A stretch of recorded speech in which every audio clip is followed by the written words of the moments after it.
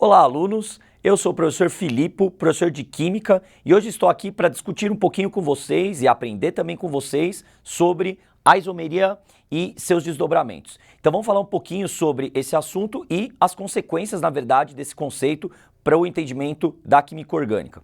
Vamos lá?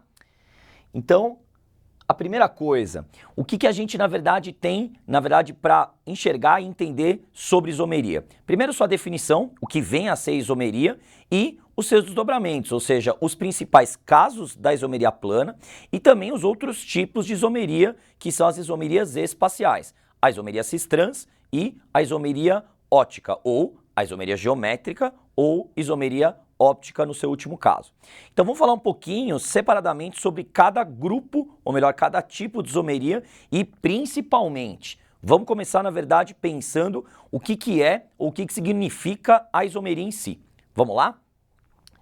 Então, em primeiro lugar, vamos na verdade entender o que é a isomeria. A isomeria, em primeiro lugar, ela trata de compostos orgânicos que têm a mesma fórmula molecular. E aí a gente precisa, na verdade, primeiro tirar um parâmetro da nossa cabeça de que ter a mesma fórmula significa serem iguais. Não. Na orgânica a gente tem essa coincidência, entre aspas, de compostos que necessariamente têm a mesma fórmula molecular, ou seja, o número de carbonos, hidrogênios e todos os outros átomos numericamente são iguais, porém eles são diferentes. Como se fossem, por exemplo, irmãos gêmeos, que têm o mesmo rosto, que têm a mesma cara, mas eles são diferentes. Vamos dar uma olhadinha num exemplo só para a gente ver do que a gente está falando. Olha lá, o butano, que é, na verdade, o hidrocarboneto aí de 4 átomos de carbono e ao todo contando 3, 6, 7, 8, 10 hidrogênios, ele tem a mesma fórmula do metilpropano, outro hidrocarboneto de outro nome, mas que também tem 4 carbonos e 10 hidrogênios. Ora, mas por que eles são diferentes? A gente pode notar aqui que a diferença, primeiro, no nome, a gente conseguiu perceber isso legal, mas esse nome deriva da estrutura da cadeia. Então, os isômeros que a gente está estudando aqui, que são os isômeros planos, têm uma diferença fundamental na sua estrutura de cadeia. Repare bem, o butano tem uma cadeia reta principal formada de 4 carbonos, enquanto o metilpropano tem na sua cadeia principal 3 carbonos.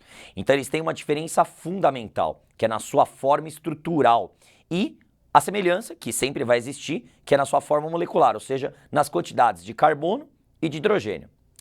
Pegaram a ideia? Agora, o que a gente vai estudar, já que a gente entendeu que isomeria é ter sempre a mesma forma molecular, não é o que é igual, porque a fórmula vai ser sempre igual, mas sim o que eles têm de diferente. E o que eles têm de diferente são os casos de isomeria. Vamos lá, vamos dar uma olhada em todos os casos de isomeria que a gente tem. O primeiro é a isomeria de função. De novo, o que é a isomeria? Isomerias são compostos que têm a mesma fórmula, mas mudam a função, nesse caso da isomeria de função. Repare, a fórmula deles é igual, C3H6O, mas aqui tem uma diferença. Esse primeiro C3H6O é um aldeído, uma função definida pelo C-OH. Já esse segundo é uma cetona, uma função definida só pelo C-O. Então não é só uma simples coincidência. Na realidade, a gente sempre vai ver algo diferente entre os isômeros. Lembrou de novo dos gêmeos? Os gêmeos têm não só o nome diferente, mas têm a personalidade diferente, gostam de coisas diferentes, mesmo tendo a mesma aparência. Essa aparência na orgânica é a forma molecular. Pegou a ideia? Vamos ver mais casos então de isomeria. A cadeia, por exemplo, ou na isomeria de cadeia, a gente tem a diferença no estilo da cadeia. Essa é uma cadeia que a gente chama de aberta, ou seja, que não forma figurinhas geométricas, ciclos, como triângulos, quadrados ou pentágonos. Já esse aqui tem uma cadeia fechada. No caso, a gente consegue ver bem um triângulo. E aqui sempre é bom lembrar que, embora a gente esteja enxergando uma figura geométrica, em cada pontinha dessa figura a gente vê átomos de carbono. E claro, onde há o carbono há o hidrogênio, por isso que ele tem a forma C3H6, igualzinho a esse aqui, que também é C3H6. Por isso que eles são isômeros. Tem a mesma fórmula, mas aqui nesse caso está mudando a estrutura da cadeia. Beleza? Vamos ver outros casos ainda de isomeria. Um caso bem típico de isomeria, que é um dos mais comuns, é a isomeria, na verdade, de posição, que está mudando a posição, na verdade, de alguma coisa na cadeia. No caso aqui, a gente pegou como exemplo o álcool, o OH, que está antes no primeiro exemplo, no primeiro carbono, e passou para o segundo carbono. Então a gente mudou o álcool de lugar. Isso é uma isomeria, na verdade, de posição. Mudamos alguma coisa de lugar na estrutura da cadeia. Beleza? Repara que a fórmula sempre mantida igual, C3H8O. Vamos ver, será que tem mais casos? Porque esses três são os principais, mais comuns e mais aparentes em exercícios. Mas vamos ver dois casos um pouquinho menos comuns. Um caso que é mais interessante aí de isomeria, que muita gente confunde com a isomeria de posição, é a isomeria de compensação, também chamada de metameria. Bora dar uma olhada, ó. Na isomeria de compensação, a gente tem também um átomo mudando de lugar, no caso aqui é o oxigênio, mas dentro da cadeia. Repara na diferença que a gente tinha antes na posição em que o átomo de oxigênio ele mudava de lugar fora da cadeia, ou seja, fora, que ele não estava entre os átomos de carbono. Aqui esse O, ele está entre os carbonos. É como se eu tivesse dado aí, ó, um totozinho nele de um lugar para o outro, e aí ele separa o número de átomos de carbono de um modo diferente. Aqui ele está separando 2 na esquerda e 2 na direita. Aqui ele está separando 1 na esquerda e 3 na direita. Por que a gente não pode chamar de posição? Porque aqui a gente está vendo realmente a posição mudar, mas de um átomo que está intercalado na cadeia. Então, a gente já pode deduzir que a metameria é uma isomeria que acontece num átomo que intercala a cadeia, ou seja, com um heteroátomo, ou como a gente fala na orgânica, só nas cadeias heterogêneas. Porque hétero diferente. Um átomo que é diferente ou que não é igual a carbono e hidrogênio, que fica, olha lá, entre os átomos de carbono sempre. Então, muito aluno confunde com a isomeria de posição e é normal essa confusão, porque eu estou mudando o oxigênio de lugar, mas dentro da estrutura da cadeia. Legal? Vamos ver outros casos de isomeria, aí um caso que é muito característico, principalmente dos grandes vestibulares e Enem, que é a tautomeria. A tautomeria ou tautomerismo é a isomeria que acontece somente na presença de uma função especial chamada enol. Vejamos como ela é. Esse nome en é para lembrar a presença da dupla ligação e o ol é para lembrar a presença do OH. E aí o que acontece? Na verdade, o O, que é um átomo muito eletronegativo, puxa o par de elétrons, que é essa ligação, para ele. Aqui, ó, essa ligação que tem um parzinho de elétrons, ela é direcionada para o O. E aí o O, para não, na verdade, fazer 3 ligações, pega o hidrogênio dele e passa para o carbono, até porque o carbono, sem aquela ligação dupla que saiu, deixaria de fazer 4 ligações, o que é errado. E aí a gente tem a formação dessa funçãozinha aqui, que é o grupo ou função aldeído. Então, o tautomerismo ele é definido como essa transformação, quer dizer, esse equilíbrio que acontece entre o enol e um aldeído, ou, em alguns casos, enol e cetona. Beleza? Esses são os principais casos da isomeria plana, porque o que a gente viu então aqui até agora foi a diferença dos compostos no plano. Mas eles podem também, na verdade, serem diferentes no espaço, no 3D, no tridimensional. E aí a gente tem os casos da isomeria espacial. Vamos lá. Para a isomeria espacial, um caso muito interessante é a isomeria geométrica, cujas condições fundamentais para existir ou de existência são a presença exclusiva de uma dupla ligação, obrigatoriamente, que é o caso mais comum de existência da isomeria geométrica, ou de uma cadeia fechada, e havendo dupla ou havendo a cadeia fechada, necessariamente nela eu tenho que ter o que a gente chama de ligantes diferentes entre si. O que são ligantes? Ligantes são átomos que ficam presos aos carbonos fora a dupla ligação. Pode ser um cloro, um grupo CH3 que é o metil, um bromo, um iodo, mas o importante é dupla ligação ou cadeia fechada. Os dois, veja bem, eles são excludentes. Ou eu tenho a dupla ou eu tenho a cadeia fechada. Eu não posso ter os dois ao mesmo tempo. E a dupla, que é no caso mais comum, tem que apresentar 2 carbonos com coisas, com átomos, com grupos, com ligantes ligados a eles, diferentes entre si. Vamos ver como é que isso funciona na prática. Vamos lá. Um exemplo aí para a gente começar é o de cloreteno, em que quando a gente olha para ele, a gente percebe nitidamente a presença do cloro e do hidrogênio nesse primeiro carbono, que são diferentes, e cloro e hidrogênio no segundo carbono, que também são diferentes. E aí, quando a gente percebe que nos dois há uma diferença, a gente pode alinhar essa dupla ligação num único plano e olhar para o plano de cima e para o plano de baixo e enxergar que tipo de ligantes estão ali. Veja só, quando a gente vê nesse plano que eu marquei aqui em tracejado, os ligantes iguais do mesmo lado do plano, olha lá, cloros em cima e hidrogênios embaixo, eu tenho o que eu chamo de isômero cis. Eu lembro muito do irmão, aquele que está do mesmo lado nosso. E o trans é quando a gente, olhando para esse plano, a gente vê os ligantes iguais na transversal, ou seja, no plano transverso. Daí o isômero trans. Ah, mas e se os ligantes fossem todos diferentes? Aí a isomeria tem uma saída, olhar pela massa. Os ligantes mais leves do mesmo lado ou mais pesados do mesmo lado caracteriza o cis. Veja que o que a gente está fazendo é exatamente isso, já que o hidrogênio é o mais leve de todos, tem massa 1, os dois estão embaixo, e os cloros mais pesadões estão em cima, caracterizando o cis. E o trans, quando isso acontece na transversal. Legal?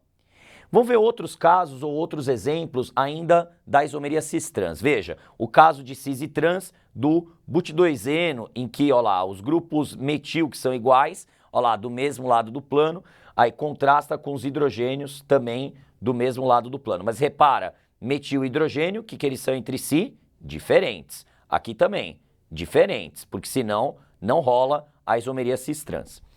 Repare, aqui a gente tem também um caso de uma diferença de ligantes maiores, em que a gente tem o metil e o etil, mesmo sendo diferentes, aí agora a gente pode pensar na massa, são os dois mais pesados da molécula. Eles estão em cima, caracterizando o isômero cis. Já no trans, a gente tem os dois mais pesadões no transversal e aqui também, ó, os dois mais leves, que são os hidrogênios, também na transversal, caracterizando aí o trans. Mas pode haver casos dessa isomeria não existir? Pode. E o principal é quando a gente tem, por exemplo, ligantes iguais. Na cadeia fechada, será que é possível? Vamos ver um caso, rapidinho. Olha só. Aqui a gente está vendo um caso de não existência da isomeria. E por quê? Porque quando a gente olha esse primeiro carbono, o que a gente vê são dois hidrogênios idênticos. Repara, hidrogênio e hidrogênio iguais. E se eles são iguais, não rola isomeria. Só vai rolar isomeria quando, no mesmo carbono, os ligantes forem diferentes entre si. Daí a gente sempre fica com aquele truquezinho que, quando a dupla ligação está na ponta da cadeia, dificilmente ela dá a isomeria cis-trans. E por quê? Porque quando ela está na ponta, normalmente ela deixa hidrogênios iguais no carbono, e aí isso invalida, na verdade, a presença da isomeria. Legal, né?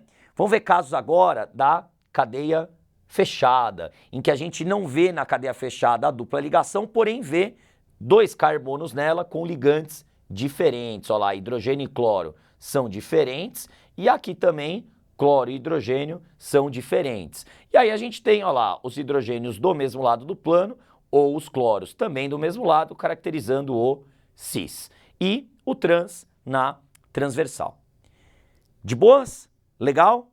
E agora a gente vai para o último tipo de isomeria espacial. Repare que aqui no cis-trans a gente viu uma diferença interessante nos compostos do ponto de vista espacial, ou seja, olhando no plano, no espaço. Agora vamos ver uma outra isomeria, que é a isomeria ótica.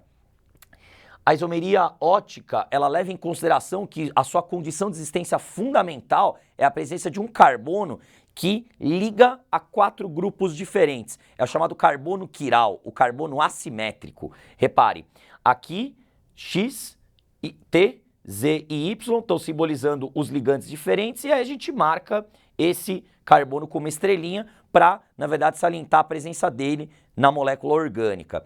E uma característica de um objeto assimétrico, ou seja, que tem em volta dele todos planos diferentes, ligantes diferentes, é que a sua imagem não se sobrepõe a ela própria. E um exemplo clássico disso é a nossa mão. A nossa mão, se a gente reparar, é um objeto assimétrico. Repara que os planos da nossa mão, dos nossos dedos, né, se a gente cortasse a nossa mão em várias fatias, todos os planos seriam diferentes, porque os 5 dedos são diferentes. E uma característica de um objeto assimétrico, que é o caso da nossa mão, é que a imagem dela, que é justamente a mão oposta, ela não se sobrepõe. Pode reparar que os dedos né, não batem da mão esquerda e da mão direita, uma imagem da outra, e elas não são sobreponíveis, o que prova que o objeto é assimétrico. E qual que é a sacada disso na química orgânica? Vamos ver. Aqui, colocando então o carbono quiral na frente de um espelho, ele dá uma imagem que não se sobrepõe a ele. Aqui a gente já tem os dois isômeros, que a gente chama de destrógero e levógero, né? E aqui deixamos um exemplo para que vocês enxerguem aí a isomeria na química orgânica, a isomeria ótica, o carbono quiral no ácido lático. Olha lá, o ácido carboxílico, hidrogênio, álcool e metil, os 4 diferentes, caracterizando aí o carbono assimétrico, né? O carbono quiral, que também existe no butandoisol, repare, etil, hidrogênio, metil e álcool. De fato, os 4 são diferentes, então a gente vê o carbono quiral. Repare que eu não comparo o elemento carbono com carbono, não. Eu estou comparando grupos, metil, etil, fica mais fácil da gente enxergar a presença da quiralidade, né? Do carbono quiral, né? E aí, quando a gente vai pensar qual é a sacada de um isômero óptico, né? O que os isômeros ópticos trazem? Como é que eu diferencio isso na prática? A gente pode jogar neles, numa solução que contém algum desses elementos, luz polarizada, que é aquela que vibra num único plano. E ela poderia ser capaz de desviar, né, a luz para a direita ou para a esquerda, dependendo do isômero que tiver ali. Se ela desviar para a direita, é o isômero D, chamado de destrógeno. Se desviar para a esquerda, é o isômero L, o levógeno, e caso ela não desvie, é sinal que naquela estrutura eu tenho o que a gente chama de mistura racêmica, que é aquela que contém quantidades iguais dos dois isômeros. Beleza? E, claro, a gente tem como achar o número de isômeros que a gente tem numa estrutura usando uma expressão que é 2 elevado a n, onde n é o número de carbonos assimétricos que a estrutura tiver. Por quê? Porque eles formam, na verdade, sempre pares, daí uma potência de base 2. Então, caso, por exemplo, dessa molécula que tem aí 2 carbonos quirais, 2 elevado ao quadrado, daria 4 isômeros óticos. Tá certo? E aqui está a relação que a gente acabou de discutir sobre o cálculo desses isômeros, tanto para o número de isômeros, 2 elevado a n, quanto para as misturas racêmicas, que é 2 elevado a n menos 1. Lembrando sempre que esse n é o número de carbonos assimétricos ou carbonos quirais. Aqui um exemplo para a glicose, para a gente analisar bem como é que essa relação funciona. Repara que a glicose tem 1, 2, 3, 4 carbonos assimétricos. Esse não pode ser assimétrico, porque ele faz dupla ligação. Quem faz dupla ligação é como se ligasse com o mesmo elemento 2 vezes. E esse não é assimétrico porque ele tem 2 hidrogênios iguais, né? Então, se ela tem 4 carbonos assimétricos, 2 elevado a n, ou seja, 2 elevado a 4, dá 16 isômeros. E 2 elevado a n menos 1 daria 2 ao cubo, 8 misturas racêmicas. Tá certo? Eu espero que vocês tenham gostado, bons estudos e até a próxima.